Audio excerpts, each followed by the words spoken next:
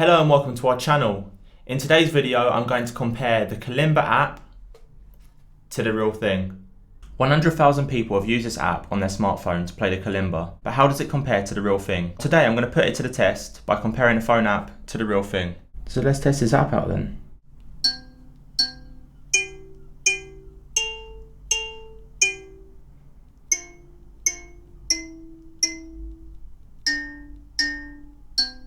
Right, now let's try the real Kalimba.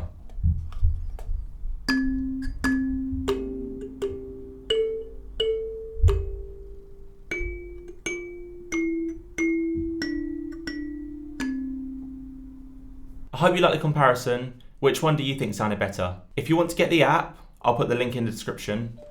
And if you want to get yourself one of these Kalimbas, I'll put the link for that as well.